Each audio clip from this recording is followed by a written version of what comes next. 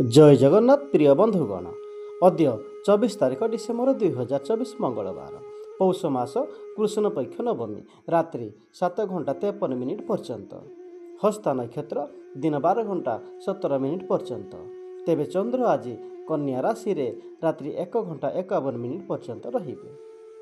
आजिर शुभ समय दिन 7 घंटा 49 मिनिट मध्य एहापर दिन 10 घंटा गतरे एवं दिन 10 घंटा 44 मिनिट मध्य रात्रि 7 घंटा 54 मिनिट गतरे एवं रात्रि 11 घंटा 23 मिनिट मध्य आजिर सूर्योदय प्रातः 6 घंटा 19 मिनिट गतरे एवं आजिर सूर्यास्त संध्या 5 घंटा 12 मिनिट गतरे। अद्य मकर राशिर घातबार ते बंधुगण वृष राशि पुरुष और धनु राशि महिलांकर घात चंद्र अद्य लाउ खाइबा लाउ भक्षण निषेध। तेबे प्रिय बंधुगण चैनल टी नुआ करी आसीथिले तळे थिबा सब्सक्राइब बटन उपरे क्लिक करिवे एवं घंटी चिन्ह उपरे क्लिक करी चैनल टी को सब्सक्राइब करने को भूलिबे नाही। तेबे बंधुगण चलतु जानिबा 12 गोटी राशिर राशिफल संपर्क में। तेबे सर्वप्रथम जानिबा मेष राशिर व्यक्ति मानकर दिनटी किपरि कटिबो। प्रिय बंधुगण आजिर मेष राशिर व्यक्ति मानक दिनटी किपरि कटिबो। तेबे दीर्घ दिन लगी रही चिंता आपणकर दूर हेबो। व्यवसाय रे उन्नतिर पाहाच गढ़िबा आरंभ हेबो। तेबे घरे सुखद वातावरण आरंभ हेबो। दिनटी बढ़िया रहिबो। भू संपत्ति मामलारे बड़ फैसला होई पारे। व्यवसायी को सौदारू अचानक धन लाभ हेबो। महिला मानक लागि दिनटी बहुत शुभ। आज आपण सुसंवाद पाइबे। आज आपणकर आत्मविश्वास भरी रहिबो। ऑफिस रे कोनोसी महत्वपूर्ण कार्य लागि आपणकर प्रशंसा हेबो। राजनीति रे सफलता मिलिबो। जीवन साथी सहित राज्य बाहर को जीवार आपणको योजना करि पारंती।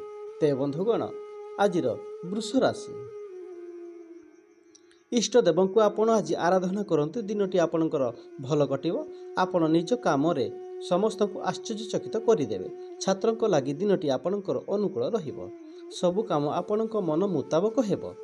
आपणक शांत स्वभावर प्रशंसा मिलिबो। तेबे डाक्तरक लागि दिनटी भल रहिबो।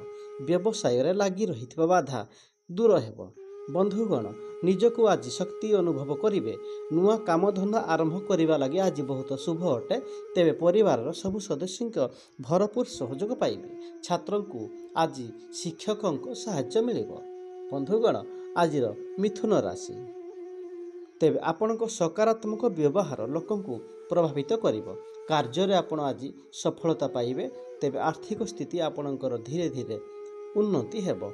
आज आपण शक्तिमान सक्रिय रहिबे। व्यवसाय रे नुआ नीति प्रयोग करिवे। अचानक धन प्राप्ति कौनसी सूत्र हेबो। चाकरी रे नुआ प्रस्ताव मिली पारे।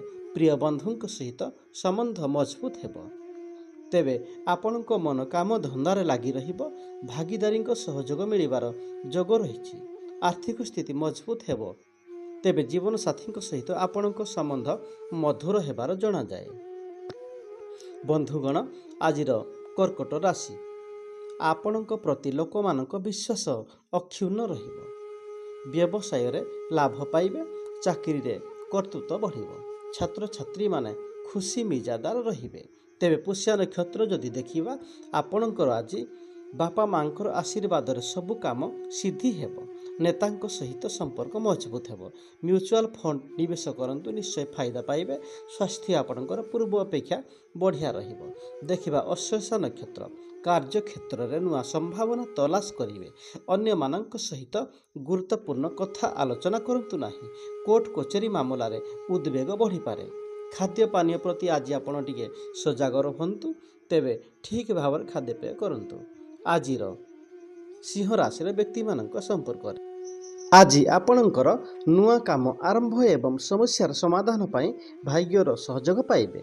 सुसंवाद मिली पारे। वैवाहिक जीवन आपणकर सुखरे रहिबो।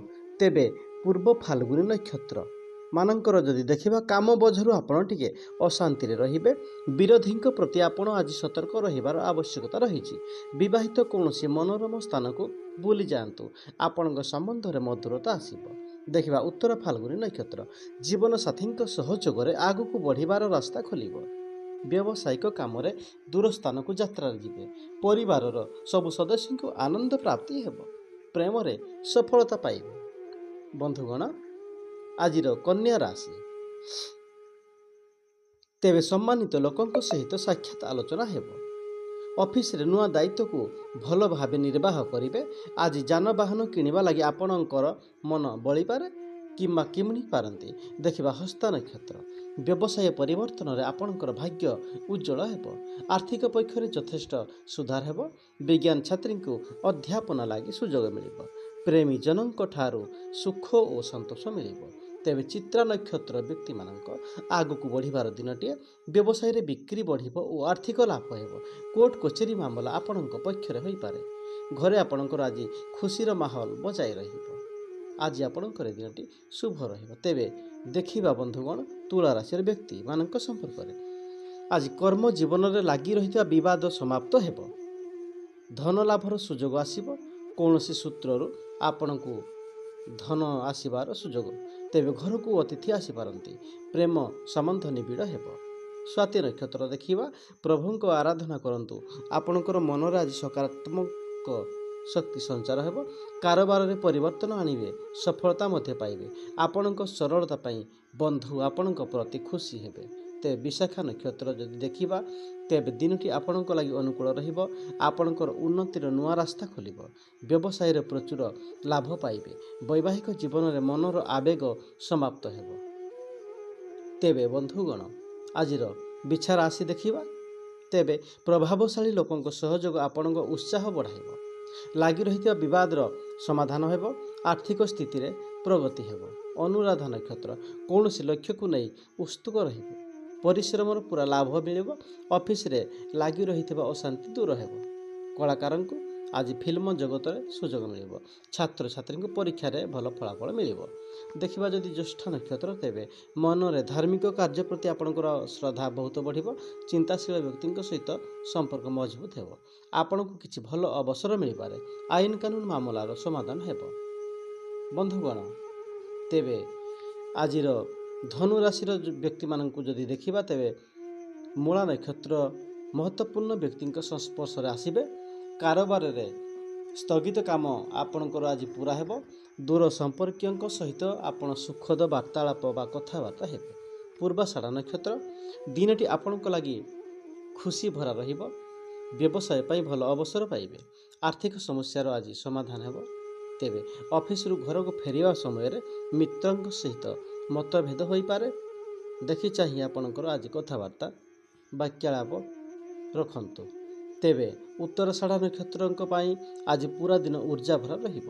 ଆପଣଙ୍କ ଜୀବନ ଲାଗି ଖାସ୍ କାମ ମିଳିପାରେ। ରାଜନୀତିରେ ସାମାଜିକ କାର୍ଯ୍ୟ କରିବାର ସୌଭାଗ୍ୟ ପ୍ରାପ୍ତ ହେବ।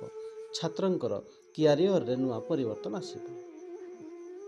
ତେବେ ଦେଖିବା ମକର ରାଶି। ଆଜି ଶକ୍ତି ଓ ପ୍ରେରଣା ମନ ଭରି ରହିବ। କୌଣସି ବଡ଼ ନିଷ୍ପତ୍ତି ନେଇପାରନ୍ତି। ଆର୍ଥିକ ସ୍ଥିତି ପୂର୍ବ ଅପେକ୍ଷା ମଜବୁତ ହେବ। ଜୀବନସାଥୀଙ୍କ ଭରସା ହାସଲ କରିବେ। ଶ୍ରବଣା ନକ୍ଷତ୍ର ଆର୍ଥିକ ଲାଭ ଓ ଉନ୍ନତିର ଯୋଗ ପ୍ରବଳ ରହିଛି। ବଡ଼ କାରବାରର ସୌଦା ହାତକୁ ଆସିପାରେ। ଅଫିସରେ କାମର ଚାପ କମ୍ ରହିବ। ପ୍ରେମ ସମ୍ବନ୍ଧରେ ପ୍ରଗାଢ଼ତା ବୃଦ୍ଧି ହେବ। ତେବେ ଧନିଷ୍ଠ ନକ୍ଷତ୍ର ଯଦି ଦେଖିବା, ଦିନଟି ଆପଣଙ୍କ ପାଇଁ ସବୁ ଦୃଷ୍ଟିରୁ ଭଲ ରହିବ। ସମାଜରେ ଲୋକପ୍ରିୟତା ଆପଣଙ୍କର ବୃଦ୍ଧି ହେବ। ବ୍ୟବସାୟରେ ନୂଆ ସଉଦା କରିବାର ସୁଯୋଗ ମିଳିବ। ଜୀବନସାଥୀଙ୍କ ସହିତ ଆଜି ଆପଣ ସୁସମ୍ପର୍କ ବଜାୟ ରଖନ୍ତୁ। ଦେଖିବା କୁମ୍ଭ ରାଶି।